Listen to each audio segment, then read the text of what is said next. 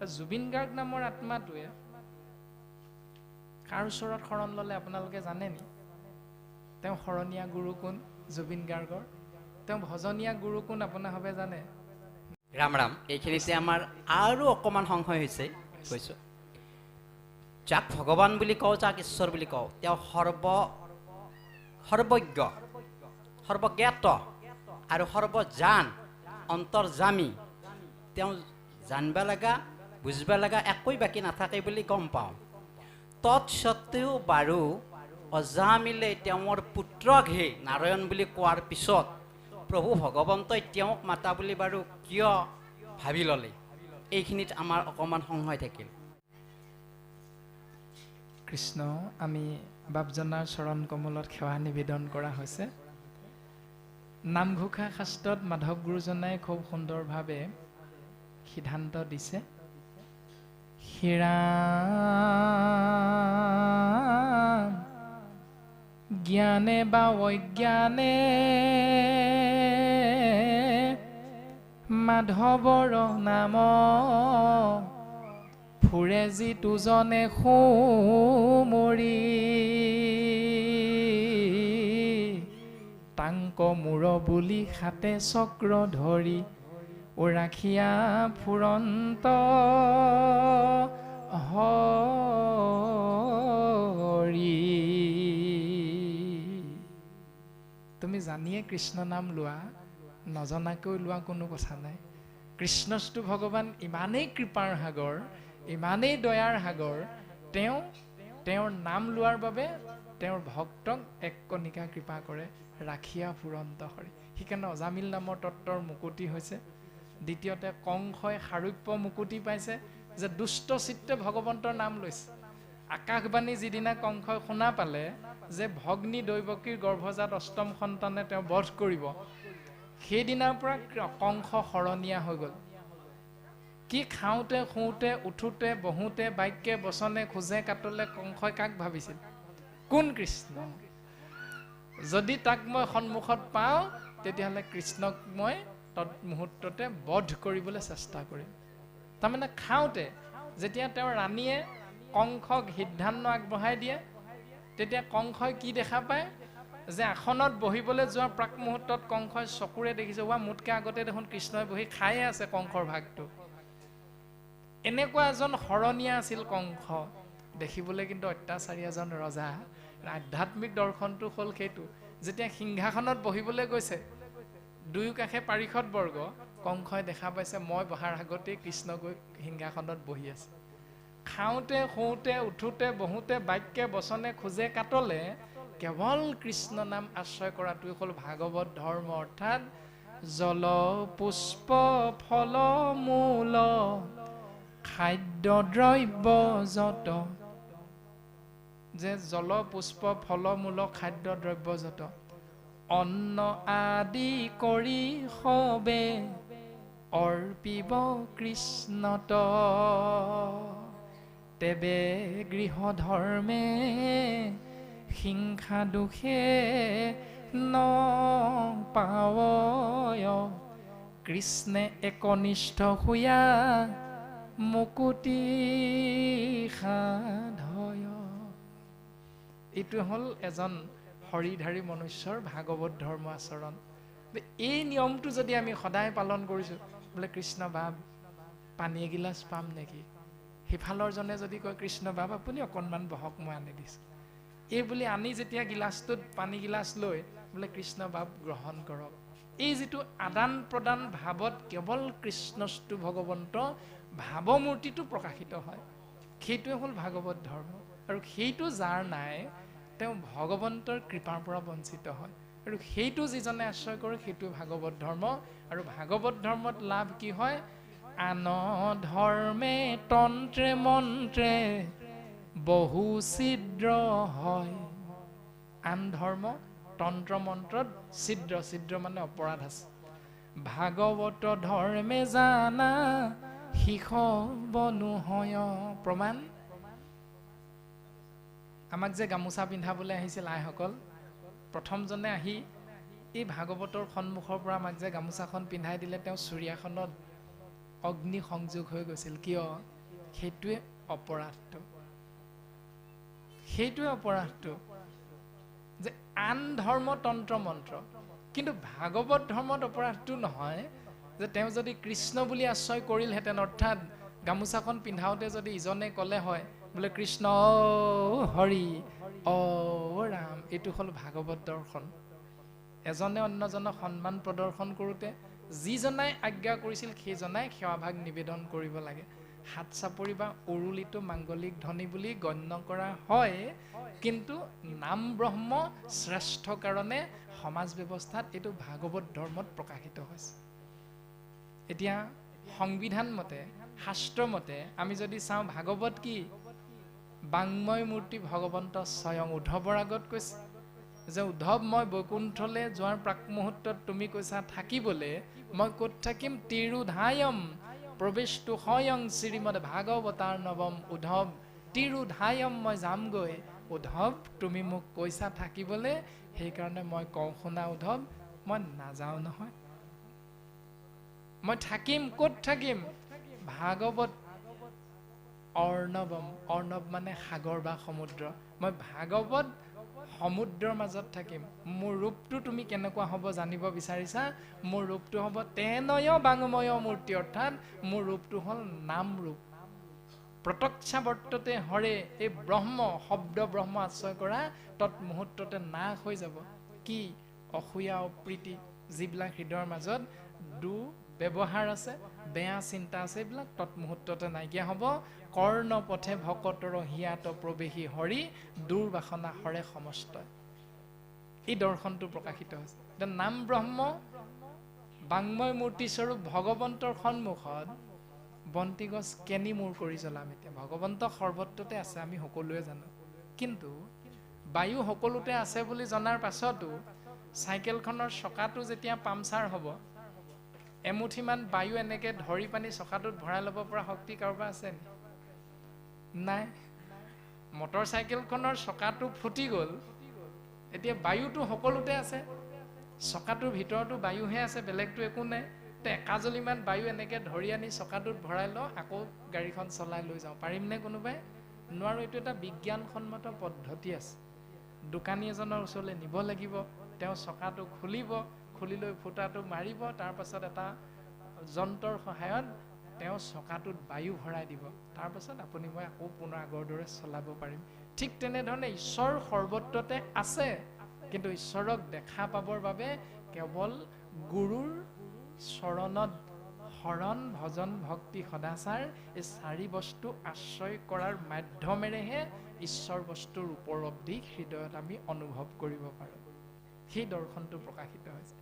গতিকে আজিৰ বাংময় মূৰ্তি ভাগৱত হ'ল কৃষ্ণস্তু ভগৱান গতিকে বন্তি যদি হয় ভাগৱতৰ মুখৰ ফালে মূৰ কৰিহে বন্তি হ'ব কিন্তু বন্তি আপোনালোকৰ ফালে আছে আমি এইটো কোৱা নাই যে আপোনালোক ভগৱান নহয় কলিত ভকতে ভগৱান কিন্তু ভকতে ভগৱান ৰূপত ভাগৱতক আজি মান্যতা দিছে সেইকাৰণে ভাগৱতক কেন্দ্ৰ কৰিহে কথা বতৰা হ'ব চিন্তা ভাৱনা হ'ব ভাগৱতক কেন্দ্ৰ কৰি যিহেতু মাইক্ৰফোন দিছে ভাগৱতক কেন্দ্ৰ কৰি সেইকাৰণে বন্তি গছো ইফালে হ'ব লাগিব এইটো হ'ল গুৰু ধৰ্মৰ এটা দৰ্শন যিধৰণে ভাগৱতক সন্মুখত ৰাখি বন্তি গছ ভাগৱতৰ ফালে মূৰ কৰিছে ঠিক তেনেধৰণে এই ভাগৱতকো কেন্দ্ৰ কৰি বন্তি গছ এইফালে মূৰ কৰি হ'ব এইখিনি নিয়ম গুৰু ধৰ্মত আমি অপৰিহাৰ্য প্ৰত্যেকৰে জ্ঞাত তৎসত্বেও কিন্তু এইটো অকণমান বেলেগ হ'ল আমি কোৱা নাই এইটোত ভক্তি নাই বুলি সেইটোও নহয় কথাটো যে ভাবেই যিহেতু ভক্তি গতিকে ভাৱক কেনেকৈ ভাবিম সেই ৰূপটো কেনেকৈ আহিব তাৰে দৰ্শনখিনি বৰ্তমান পদবন্ধে প্ৰকাশিত হৈছে গতিকে বাপজনাই যিটো কৈছে যে অজামিলে নাৰায়ণ বুলি কৈ মুকুতি লাভ কৰিলে নামঘোষা শাস্ত্ৰত মাধৱ গুৰুজনাই সেইধৰণে আমাক উপদেশ প্ৰদান কৰিছে নালাগে ভক্তিত দেৱ দ্বিজ ঋষি শুইব ভাগৱতৰ প্ৰথম স্কন্ধত কৈছে নালাগে বিস্তৰ শাস্ত্ৰ বা সম্ভৃত শাস্ত্ৰ বিস্তৰ জানিব তব জব তীৰ্থ ব্ৰত সবে বিড়ম্বন কেৱল ভক্তিত তুষ্ট সুন্ত নাৰায়ণ ভগৱন্ত ভক্তিতেই সন্তুষ্ট হয় তেওঁৰ গুঞ্জক আশ্ৰয় কৰা তেওঁ সন্তুষ্ট জুবিন গাৰ্গ নামৰ আত্মাটোৱে কাৰ ওচৰত শৰণ ল'লে আপোনালোকে জানে নি তেওঁ শৰণীয়া গুৰু কোন জুবিন গাৰ্গৰ। তেওঁ ভজনীয়া গুৰু কোন আপোনাৰ হবে জানে? নাজানে, আমিও নাজানো। তো জুবিন গাৰ্গৰ মৃত্যুত যে লাখ লাখ ভকতে সত্ৰাধিকাৰে লাখ লাখ ভকতে মুখ্যমন্ত্ৰী হৈও তেওঁৰ মৃত্যুত দুখ প্ৰকাশ কৰা হৈছে। কিয়? সেইটোৱে হ'ল ভক্তিৰ দৰ্শনটো। কাৰণ তেওঁ সকলোৰে অন্তৰ জয় কৰিব পাৰিছিল। সেইটোৱে হ'ল ভক্তি। তুমি কেনেধৰণে নিজৰ জীৱনটো আগবঢ়াবা, মানুহৰ অন্তৰ তুমি কেনেকৈ জয় কৰিবা। কাৰণ ভূপেন হাজৰিকাদেৱে গানত লিখিছে, মানুহে মানুহৰ বাবে যদিহে অকণো নাভাবে, অকণি সহানুভূতিৰে ভাবিব কোনেনো কোৱা, সমনীয়া মানুহে মানুহৰ বাবে। যদি তুমি মই ইজনে সিজনৰ কথা নাভাবো, কাৰণ শাস্ত্ৰত কৈছে মানুহেই ভগৱান, ভকতেই ভগৱান, নৰেই ঈশ্বৰ, বৈষ্ণৱেই বিষ্ণু। মানুহেই যদি ভগৱান হয়, তেতিয়াহ'লে আপুনি মই মানুহক চেৰাই কাক ভাবিম? নেদেখা এটা বস্তু নহয়, আত্মা নেদেখা বস্তু, কিন্তু সেই আত্মা তত্ত্বই নিজৰ উপস্থিতিৰ উমান দিবলৈ 24টা তত্ত্বৰে গঠিত এটা শৰীৰত প্ৰৱেশ কৰে। সেইকাৰণে আত্মাৰাম দৰ্শনটো হ'ল এজন মানুহৰ, আৰু সেই মানুহজনক আত্মাৰাম ভবাৰ লগে লগে ইতৰ সমস্ত প্ৰাণীৰ ক্ষেত্ৰতো সেই ভাৱনাটো আনিবলৈ চেষ্টা কৰিব লাগে। গুৰুজনাই কৈছে, কুকুৰ শৃগাল গৰ্দভৰো আত্মাৰাম, জানিয়া সবাকো পৰি কৰিবা প্ৰণাম। পাৰিলে সেইটো কৰিবা। কিন্তু প্ৰহ্লাদ চৰিত্ৰটো কৈছে এই বুলি যে বিশেষত মনুষ্য গণত যিটো নৰে, বিষ্ণু বুদ্ধি সৰ্বদায়ে মান্য কৰে। তুমি বাকী তিনিমুঠি জীৱক ঈশ্বৰ জ্ঞান কৰিব নোৱাৰিবও পাৰা, কিন্তু বিশেষকৈ এজন মানুহে অন্তত অন্যজন মানুহকে ঈশ্বৰ জ্ঞান কৰিবলৈ চেষ্টা কৰাচোন। নিশ্চিত ৰূপত তুমি ঈশ্বৰ পুৰুষৰ কৃপা লাভ কৰিব পাৰিবা। এই দৰ্শন কৰ্মমাৰ্গ কোনে আশ্ৰয় কৰিব পাৰে? অধিকাৰটো দেখুৱাই দিলে। কোনজনৰ? সেইজনৰ। কৰ্মৰো পুচিলা বাণী, কৰ্মৰ বিষয়ে তুমি জানিব বিচাৰিছিলা নহয়, মই কওঁ শুনা উদ্ধৱ, তাকো শুনা মহামানী। সেই মহামানী উদ্ধৱ তুমি শুনা, যিটো নাম নধৰৈ আমাৰ। যি কৃষ্ণ বুলি কৈ বেয়া পায়, কৃষ্ণ বুলি ক'বলৈ ইচ্ছা নকৰে, কৃষ্ণ বুলি ভাবিবই নোৱাৰে যিজনে, সেইজনে জনম গুৱাই মিঠা তেওঁ জীৱনটো বিফল। নুশুনৈ আমাৰো কথা, আমাৰ কথা নুশুনাৰ বাবে তেওঁ জীৱনটো বিফল। তাৰেহে কৰ্মত অধিকাৰ, তেওঁহে কৰ্ম কৰা অধিকাৰ আছে।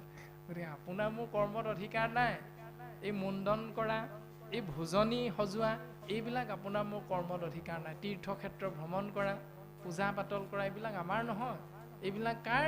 যিজনে কৃষ্ণক বেয়া পায়, যিজনে কৃষ্ণকেন্দ্ৰিক ভাৱনাটো নানে, সেইসকলৰহে পূজা পাতল। আপুনি মই কৃষ্ণক যদি ভাল পাওঁ, তেতিয়াহ'লে আপোনাৰ মোৰ কৃষ্ণৰ কৃপা লাভৰ বাবে উপায়টো আমাক দিলে, সেইটো উপায়টো। গতিকে কৰ্ম মাৰ্গ আৰু জ্ঞান মাৰ্গৰ ব্যৱস্থা আৰু ভক্তি মাৰ্গৰ ব্যৱস্থা ইমান সুন্দৰভাৱে প্ৰকাশ কৰিছে।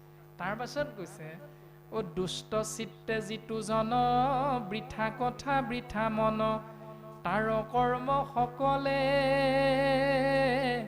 বিফল, তিলেকো নথাকে ৰৈ, তেতিক্ষণে যাইবই, আৱা ঘতৰ যেন জল। এৱা ঘৰটোৱে যেনেকৈ পানী বা গাখীৰ ধৰি ৰাখিব নোৱাৰে, ঠিক তেনেকৈ দুষ্ট চিত্তে যিজনে মোৰ কথা ভাবিব, তেওঁ সকলো কৰ্ম বিফল। এতিয়া দুষ্ট চিত্ত মানে কোনটো? ইতিমধ্যে কোৱা হৈছে কংসই সাৰূপ্য মুকুতি পালে, কংসইতো কৃষ্ণক মাৰিম মাৰিমকৈ আছিলে, সেইটো দুষ্ট চিত্ত হয় নহয়? আকৌ পুতনাইতো কৃষ্ণক বিষ পাণ স্তন কৰোৱাই মাৰিম বুলিয়ে আহিছিলে, পুতনাইতো জননী গতি লাভ কৰিলে। এতিয়া পুতনা আৰু কংসৰ আচৰণটো দুষ্ট চিত্ত হয়নে নহয়? নহয়। সেইকাৰণে তেওঁলোকে গতি পালে। তো দুষ্ট চিত্ত কোনটো? আপুনি আমি যে কওঁ বোলে প্ৰভু সন্তানটোৱে ইণ্টাৰভিউ দিবলৈ ওলাইছে, চাকৰিটো যাতে মোৰ ল'ৰাটোৱে পায়, তোমাৰ নামত নামঘৰত শৰাই এখন দিম, এই বুলি ভগৱন্তক কৈ থৈ আহিলোঁ। ভগৱন্ত এনেও নামৰ লোভিয়া, গতিকে ভগৱন্তই দেখিলে ভক্তই মোৰ পৰা কৃপা বিচাৰিছে, আৰু কৃপাটো পোৱাৰ লগে লগে মোক তেওঁ নাম এষাৰ ৰাগ কৰিব। সেইখিনিলৈকে ঠিকে আছে, তথাস্তু বুলি ভগৱন্তই কৃপা কৰিলে। যেই ল'ৰাৰ চাকৰি হ'ল, নাম গুলিবাৰ, নাম পাহৰিলোঁ আৰু। দৰমহা পোৱাৰ লগে লগে গাড়ী এখন ল'ব লাগে, দৰমহা পোৱাৰ লগে লগে পকা ঘৰ বনাব লাগে, দৰমহা পোৱাৰ লগে লগে বাঁহৰ জেওৰাখন ৱাল দিব লাগে, দৰমহা পোৱাৰ লগে লগে সেই জপনাখন ইংৰাজীত গেটলৈ ৰূপান্তৰিত কৰিলোঁ, আৰু গেটখনৰ বাহিৰত লিখি দিলোঁ কুকুৰৰ পৰা সাৱধান। এইবিলাক হ'ল দুষ্ট চিত্ত। তাৰমানে গুৰুজনাই মাধৱ গুৰুজনাই নামঘোষাত লিখিছে, তুমি মোক ভাণ্ডা মই তোমাক ভাণ্ডো। নহয়, মই তোমাক ভাণ্ডো তুমি মোক ভাণ্ডা। হে প্ৰভু, মই তোমাক ঠগিছো সেইকাৰণেহে তুমি মোক ঠগিছা। ইমান সুন্দৰ দৰ্শন গুৰুজনাই আমাৰ ভাৱনাক কেন্দ্ৰ কৰি দি আছে। তৎসত্ত্বেও আপুনি মই নুবুজি, নপঢ়ি, নুশুনি অন্যফালে আমাৰ জীৱনটো আগবঢ়াই নিবলৈ চেষ্টা কৰিছে। গতিকে ইটো কথা জানা সাৰ, জ্ঞানতো কৰ্মটো আৰ নকৰিবা বিশ্বাস কিঞ্চিত। জ্ঞান মাৰ্গ আৰু কৰ্ম মাৰ্গত কিঞ্চিত মানো বিশ্বাস নকৰিবা। শ্ৰৱণ কীৰ্তন কৰা সুখে সংসাৰক তৰা, দিয়া মোৰ চৰণত চিত্ত। মোৰ চৰণত চিত্ত অৰ্পণ কৰা। আমি যিজন বাপে ইতিমধ্যে কোনো কোনো বাপাইক তিলক দি আছিল, আমি সেই বাপজনৰ চৰণতো সেৱা নিবেদন কৰা হৈছে যে সেইটো এটা কৰ্ম আৰু জ্ঞান মাৰ্গৰে দৰ্শন। তুমি ইয়ালৈ আহি ফুটটো ল'লেহে তোমাৰ ভক্তি হ'ব এইটো নাই কোৱা। তুমি ইয়ালৈ আহা, তোমাৰ ভাৱনা ভকতৰ চৰণত অৰ্পণ কৰা। সেইকাৰণে যে কৰ্ম আৰু জ্ঞান মাৰ্গত বিশ্বাস নকৰি শ্ৰৱণ কীৰ্তন কৰা সুখে সংসাৰক তৰা। আজি যিখিনি বুজিম আমি ইয়াত, এই বুজাখিনি ঘৰত ব্যৱহাৰ কৰা, মানে কাৰ্যক্ষেত্ৰত পালন কৰা, নিশ্চিত ৰূপত তুমি বুজি পাবা। কৃষ্ণ, আমি সেৱাহে নিবেদন কৰা হৈছে। কৃষ্ণ এনেধৰণে ভাগৱতৰ পদবন্ধে প্ৰকাশ কৰিলে।